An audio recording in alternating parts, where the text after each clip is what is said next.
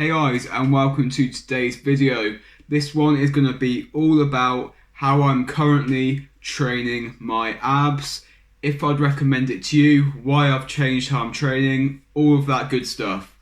So I'm going to tell you before we get into it, because I know you're thinking, why should we listen to you? So I'm going to tell you exactly why you should listen to my opinion on how to train your abs.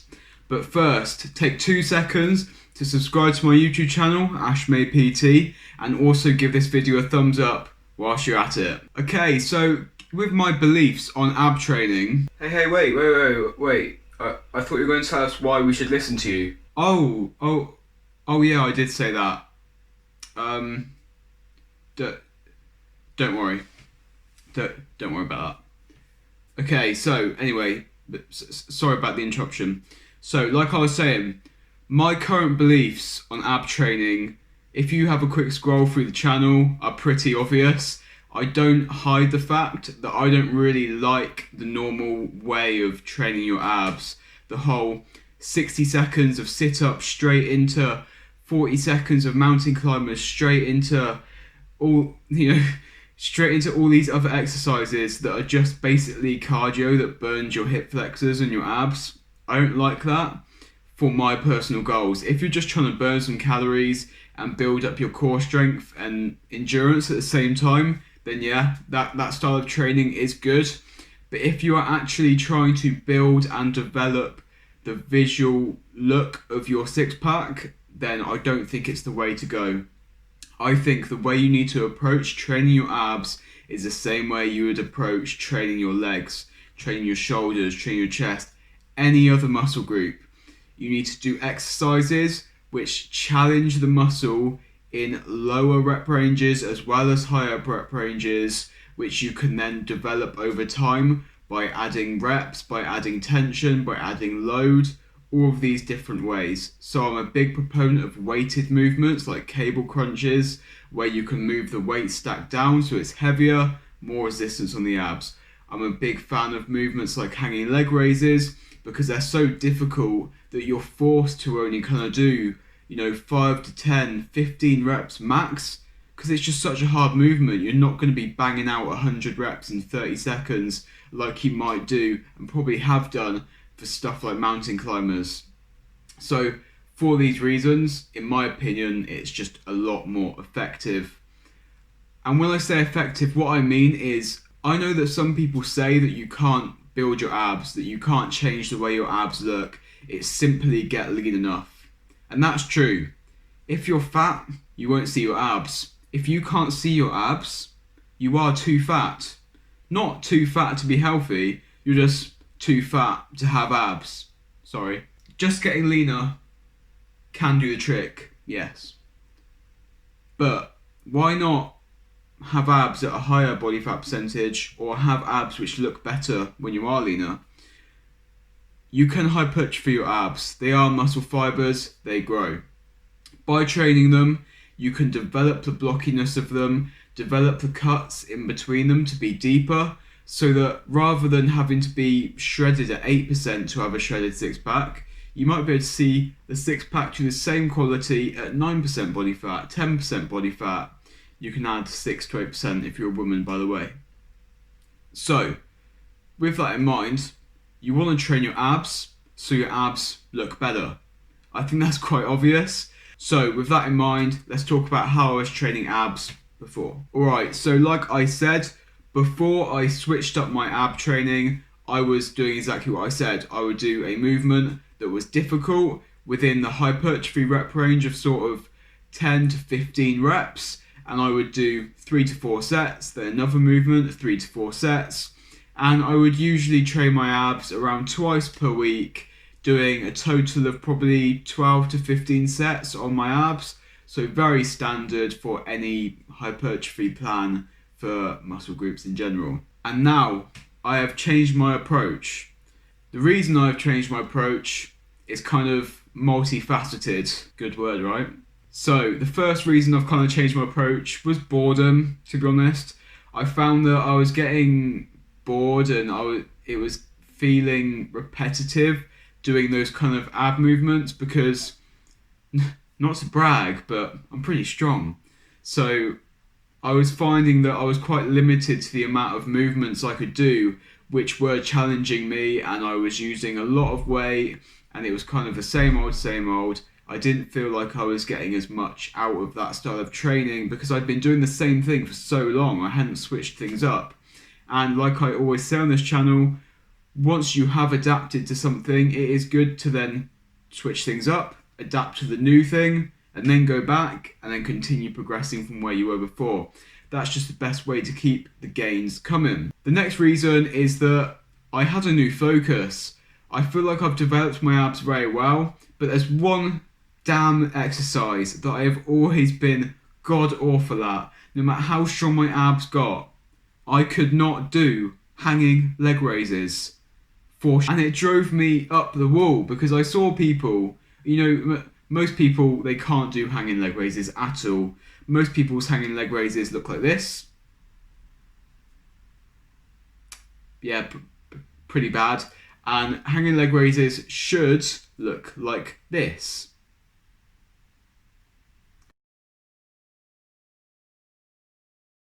Much better. And I could do them like the first way, but I couldn't do proper hanging leg raises. So the new workout program is basically to force me to get better at hanging leg raises. And then the third reason is that I wanted to try out a new way of overloading the muscle. I'm actually going to be doing the same amount every single week, but I'm going to try and compress and condense it into a shorter amount of sets and time to stimulate the muscle in that way instead, as that is definitely still a form of overload. It is a way to progress because you're doing more in a shorter amount of time. Okay, so moving on to how I'm actually training my abs now. I'm joined by these flowers. I've just realised were on the side of the screen. They are gorgeous. I am gorgeous, so we're going to keep them there, okay? I think that's good. How I'm training my abs now is that rather than having sets and all that kind of stuff like I was saying before, I just have an exercise and a number of reps to hit. So the program could say, and does say, I'll get to that in a minute, hanging leg raises, 50 reps.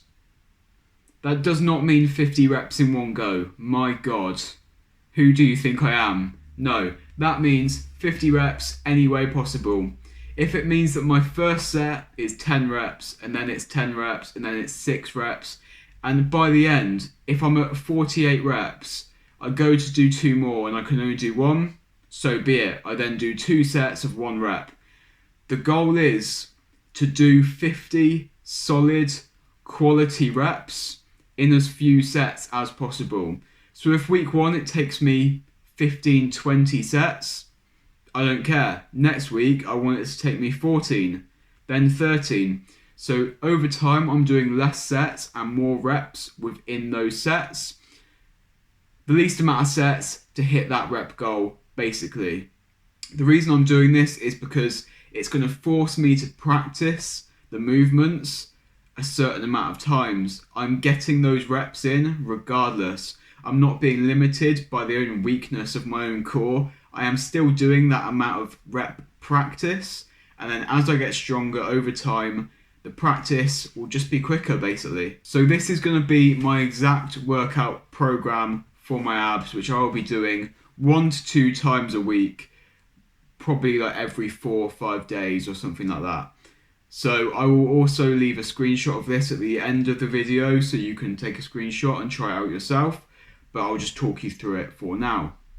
So first off, like I said, I do 50 reps of hanging leg raises. The reason these are first is because they are really hard, and also, like I said, for me, they are my primary focus. I want to get better at the damn leg raises so I can actually do them. So they go in first. Whatever you put first is going to get you the most amount of energy. It's going to be your priority. You're going to improve the most at it. So they're first. They're the hardest movement. Just like you would with anything else. You wouldn't do a deadlift after you've done bicep curls. You would do a deadlift first because deadlift is harder. The same goes for ab training. After I've done my hanging leg raises, I then move on to 50 reps of reverse crunches on a decline bench. So the reason for this is because It targets basically the same muscles as the hanging leg raise, but it's a lot easier. So it allows me to get more volume in on my lower abs, which are the primary movers of the hanging leg raise, again, to make me better at that movement. And it also allows me to practice the control in the movement, because as you could see in the videos of me doing hanging leg raises, I'm not the best at them. My control isn't always great. There's a bit of momentum and the depth is questionable, and yeah. So with reverse crunches, it allows me to really practice that control, keep the tension, just get some really good quality reps and training in. After that, I move on to my kind of whole core stability movement, which is going to be 50 reps of ab rollouts. And these are another really new one to me. I hadn't incorporated these until probably as recent as 2 or 3 months ago. And oh my God, was I sore. They are really hard, but they are so beneficial, which I now see, just for the stability they create in your core, and that has to transfer visually. My goals of ab training are purely visual, they're purely aesthetic, which is bad, but I just want to look like I've got a six pack. So I'm doing 50 reps of the ab rollout. Again, it is just as few sets as possible to get those 50, but I'm still really focusing on my control and breathing. I found that with ab rollouts, it is so important to breathe correctly, because if you don't, you just don't feel anything in your core, and it can really easily just pull on your lower back. As you pull in, you really need to think about breathing out and really crunching your core as you kind of bring the wheel in, and that will blow up your abs for sure. You will be sore. And then I finish up my program with 100 cable crunches, and in the video you'll be seeing alongside me talking, I actually superset the two just because I wanted to, and these are last because, to be honest, they're pretty easy. It's an upper ab movement. It's going to be the easiest to recover from. It's going to get you least out of breath, so it goes last. But these are really good. I was doing sets of 20. You can add weight, like I said, so you can progress over time. You get that progressive overload. You can still develop your whole core doing these movements, but it preferentially targets the upper abs, which are easier for most people to get. So lower ab movements go first, then it's kind of your whole core stability work, and then your upper ab movements. And that is my current program for training abs, guys. Like I said, it's really simple, but because I am training like this, should you train like this? I don't know. What are your goals? It depends. How you train your abs depend on your goals. If you just care about building some endurance, burning some calories, all that kind of stuff, then what I said way back at the beginning of this video about doing 60 seconds of this into 45 seconds of this and no rest, and that's fine. Do that if that's your goal. If you've never trained your abs in slow, steady sets and reps like I was doing last week, do that. If you've been training the same way I've been training them for months and you're also feeling bored, try this new way of training it. Try everything, find what you enjoy, find what works for you, choose something, stick to it, get better at it, you will see results. Simple as that. Like I mentioned, I will put the full workout that I'm doing on the screen for you to screenshot now.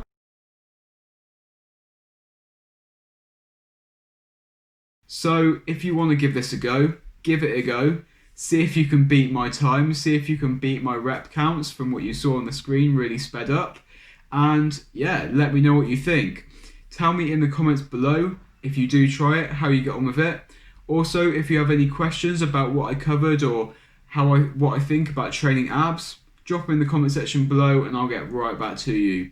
If you enjoyed this video, please make sure to subscribe to my YouTube channel. New videos coming out every Tuesday and Friday. Join the team.